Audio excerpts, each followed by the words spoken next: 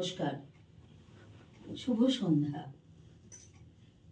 আজ 26শে জানুয়ারি 2025। আমরা নৈহাটি রঙ্গসেনা তৃতীয় অন্তরঙ্গে আনন্দোৎসবের আজকে 10ম পর্ব শুরু হতে চলেছে।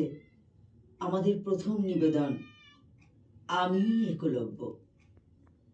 নাটক ও নির্দেশনা ধ্রুপদ ঘোষ। অভিনয় করেছেন দিব্যেন্দু ভদ্র। আবহ করছেন শুভদীপ দত্ত। আলো দীপ ভৌমিক। মঞ্চ উপকরণ অপরাজিতা সাহা। পোশাক ও রূপসজ্জা অনুপ মণ্ডল। প্রযোজনা নিয়ন্ত্রণ মালবিকা ভৌমিক। প্রযোজনা ব্যবস্থাপনা অম্বালিকা অধিকারী। শুরু হচ্ছে নাটক আমি একলব্য। দাঙ্গায় কুলুষিত হাতে আমি শোনাবো আমার কথা। না না, ভাববে না আমি কোনো বড় যুদ্ধের নায়ক কিংবা দৈবপুত্র কিংবা মহাভারতের কোনো বড় যোদ্ধা।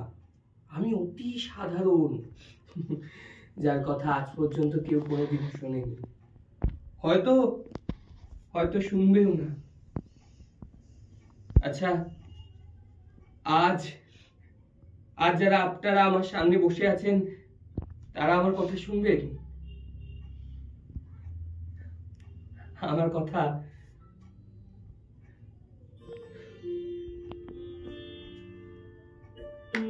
আমি অভয়, পিতা হিরণ্যধনু, মাতা সুমিত্রা। ওই নিষাদনগর, সেখানেই আমার বাস।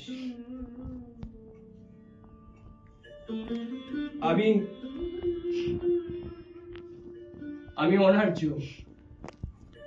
কিন্তু আমার ছোট থেকে ইচ্ছে ছিল একজন বড় ধনুর্বীর হওয়ার। কারণ আমার তো পরিশ্রম করতে কোনো আপত্তি নেই, কিন্তু প্রয়োজন ছিল একজন সঠিক শিক্ষকের। তাই আমি প্রথমেই ছুটে গিয়েছিলাম আমাদের নিষাদনগরের এক গুরুর কাছে এবং গুরুদেবকে গিয়ে আমি বলেছিলাম, প্রভু, আমি আপনার কাছে শিক্ষা গ্রহণে আগ্রহী।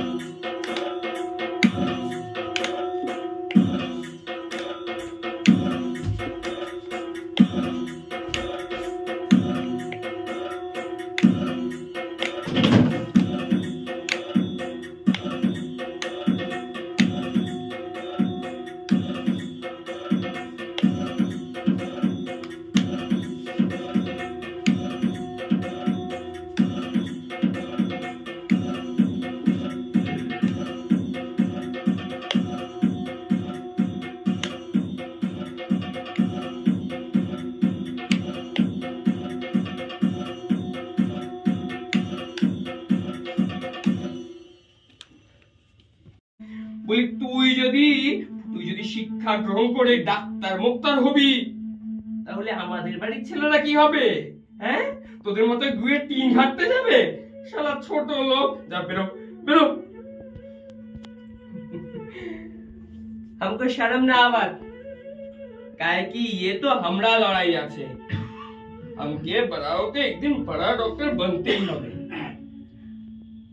हाँ, एक दिन का बात याद আছে हमको। एक दिन हम जब स्कूल में गए, कौन थे? हाँ, हम, राजू, लक्ष्मण और सीता, 4 लोग मिलके कबड्डी खेल रहे थे। चल ये हाँ, इस रस्सी से एक लाइन बनाते हैं, तुम लोग उस तरफ रहना, हम लोग इस तरफ। अरे हाँ, मालूम है ना कैसे खेलते हैं? चलो मैं पहले जाऊंगी, ठीक है? चलो, कबड्डी कबड्डी कबड्डी कबड्डी कबड्डी कबड्डी कबड्डी कबड्डी कबड्डी कबड्डी कबड्डी कबड्डी कबड्डी।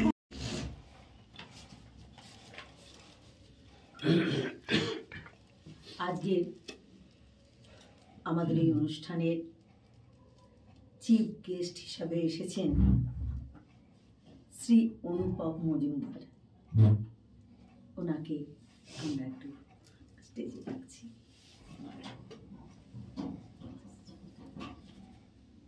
ওনাকে আজকের সম্বোধিত করবেন আমাদেরই রঙ্গসেনার একজন সদস্যা শ্রীমতী রেবা বিশ্বাস মহাশয়।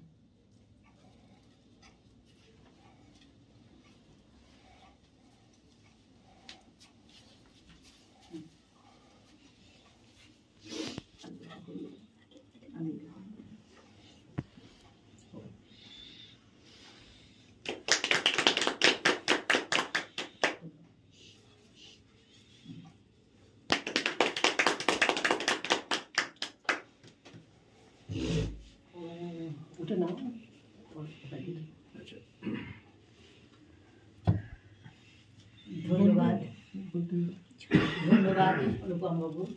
অনুপমবাবুকে আজকের আমরা কিছু বলার জন্য বলবো যে আমাদের দিব্যেন্দু যে অভিনয় করলো আমি একলব্য কেমন লাগলো যদি বলেন।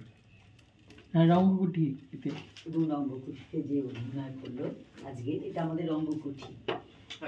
এই রঙ্গকুঠিতে যে আমি একলব্য অভিনয় করে দেখালো তার সম্বন্ধে যদি আপনি চার কথা বলেন।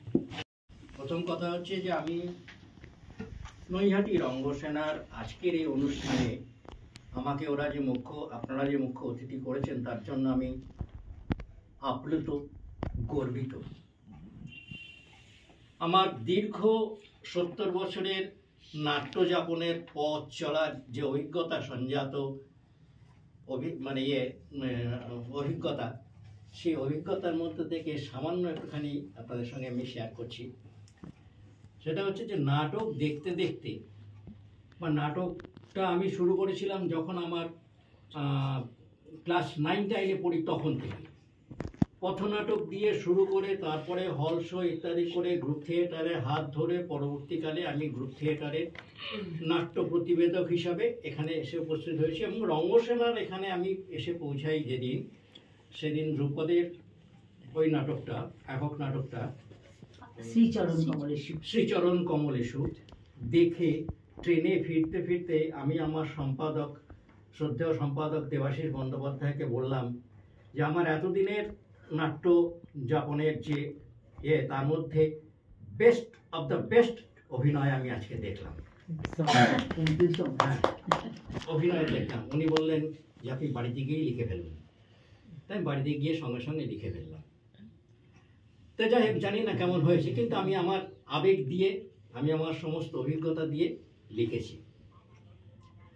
আরেকটা কথা হচ্ছে যে রঙ্গসেনার সঙ্গে আজকে আমার সম্পর্কটা অনেকটা একটা পারিবারিক সম্পর্কের মতো দাঁড়িয়ে গেছে, যেটা দীপ সেদিন আমাকে বললো এবং ধ্রুপদও আমাকে বলেছে।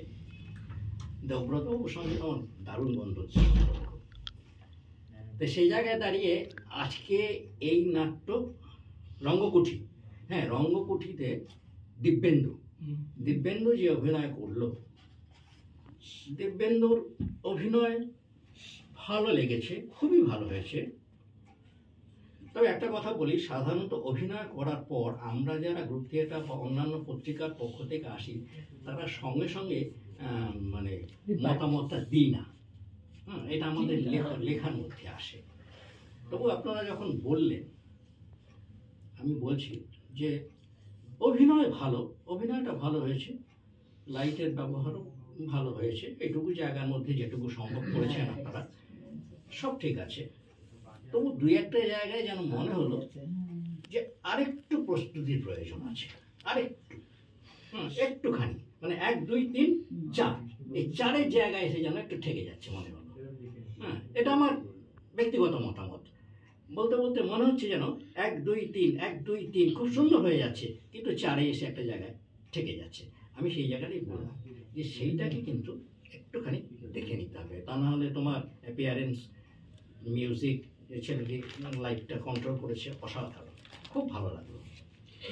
আর এটুকু বলছি যে সাম্প্রতিককালে দেখতে পাচ্ছি যে যত নাটক হচ্ছে গ্রুপ থিয়েটারের, নাটকগুলোতে দর্শক নেই কেন? অনেক বড় প্রশ্ন, অনেক আলোচনা করা যায়, আমি সেসবের মধ্যে যাচ্ছি না। কিন্তু একটা নাটক যখন করছি আমি, তখন আমার অনেক প্রস্তুতি দরকার হয়। আমি যেমন মঞ্চ স্থাপত্য, আলো, শব্দ সব কিছু নিয়ে অভিনয় করছি, তার সঙ্গে সঙ্গে কিন্তু আমার মধ্যে এবং সমাজের মধ্যে যে তান্ত্রিক প্রক্রিয়াগুলো চলে। ভালো আছে, বসবি। কবিতা চিরদিন তোমার আকাশ, কবি দেবেশ ঠাকুর। সার্থক জনম আমার, জন্মেছি এই দেশে, সার্থক জনম মাগো তোমায় ভালোবেসে।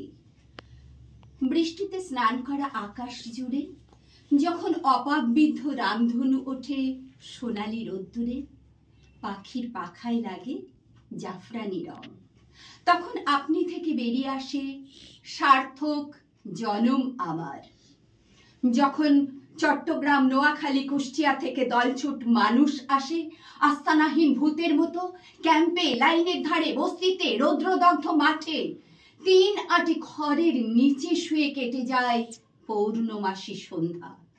যখন পুলিশের সাইরেন ঘর ছাড়ায় আলিপুরদুয়ার থেকে বারাসাত, বদরপুর থেকে রানাঘাট, হিঙ্গলগঞ্জ থেকে মরিচ ঝাঁপি, মা জ্যান্ত কোলের ছেলেটাকে জলে ফেলে মরাটাকে আঁকড়ে ধরে বুকে, তখনও বলি সার্থক জনম আমার। বিসমিল্লাহ খার সানাই যখন গেয়ে ওঠে ইস মিট্টি ছোড়কে मैं कहीं नहीं जाऊंगा, আয়েশা বেওয়ার কন্যা দান করে কানাই মণ্ডল। এই চেনা মাটি, চেনা মানুষ, চেনা আকাশ। রজনীবাবু, এই তৃষিত মরুর বিনিময়ে আমি কোনো রসালো কানুন চাই না। আমার সিন্ধুকে, আমার জন্মভূমির এক মুঠো মাটি পেলেই আমি বলতে পারি সার্থক জনম আমার। রাস্তায় পড়ে আছে বিশ্ব পাগলা, চোখের জলের জোয়ারে হা অন্যের জন্যে কুবের মৃত্যুর ময়নাদ্বীপের সাওয়ার, কপিলার সঙ্গে জেল গারদে মাথা ঠুকছে বিল্লু। ঢোড়াইয়ের বস্তি ভেঙে মাথা চাড়া দিচ্ছে গগনচুম্বী প্রাসাদ, শুকিয়ে যাচ্ছে মানিকের পদ্মা, বিভূতির ইচ্ছামতি, অদ্বৈতের তিতাস, দেবেশের তিস্তা, সমরেশের গঙ্গা। গলায় সোনার চেন ঝুলিয়ে ফর্সা বাবুদের দরিদ্র নারায়ণ ভোজন, গান্ধীজির ছাপ্পা মারা হরিজনের খিচুড়ি, তখনও বলি সার্থক জনম আমার। বৃষ্টি হলো এই মাত্র, মাটি হবে অন্তঃসত্ত্বা, ধান হবে কোজাগরি লক্ষ্মীময়ী মাঠে, থায়োরেন ডেমিক্রম খেয়ে বুলবুলি গান গাইবে, ঈশ্বরী পাটনি বর চাইবে ঈশ্বরের কাছে, আমার সন্তান যেন থাকে দুধে ভাতে।